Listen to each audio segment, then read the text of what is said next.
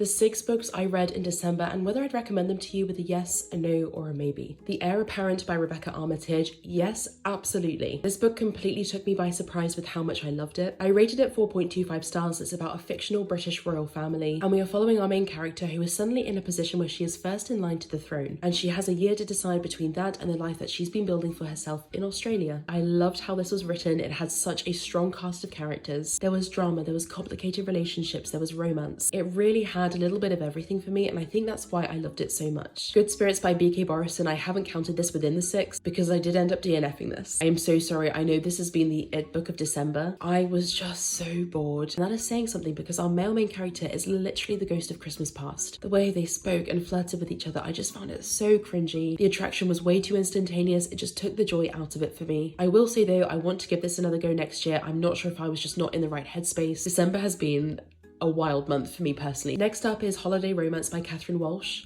Yes. 2 people who catch a flight home every year together for Christmas suddenly find their journey disrupted, and they have to find an alternative route from the States to Ireland. It's very wholesome, it's very sweet. I can't wait to read more from Catherine Walsh. But if you hate airports, this is not the book for you. There are lots of airports in this. Next is Poems Tonight by Raina Maria Rilke. This was my translated pick of the month and the first poetry collection I've picked up in a really long time, and I'd say maybe for this. If you don't like poetry, this is not for you. But I think because I'm so out of the loop at reading poetry, I was getting really panicked when I wasn't understanding something, and I feel like that definitely took my enjoyment away from it, although I need to remind myself that we don't necessarily need to understand everything that's going on. Poetry is an art form and we can literally just enjoy how it sounds. We then have Jane Eyre by Charlotte Bronte. This is a hands down yes from me. This and The Will of the Many are my top 2 books from 2025. I am simultaneously gutted that it took me so long to pick this up, but also kind of glad that I picked it up when I did because it definitely hit the way it should have done. If you've not read Jane Eyre before and you're intimidated, please don't be. It is a very accessible classic. I always recommend listening to the audiobooks of classics because often the performances are so very good. Snowed In by Catherine Walsh? Yes. An even bigger yes than Holiday Romance. The airport setting did take my enjoyment away a little bit from Holiday Romance, but that I realised is a me problem. This one was phenomenal. It was cute, it was festive, it was cozy, and even if you took away the Christmas setting, this would still be a very strong romance. Love Like Farms by B.K. Borison.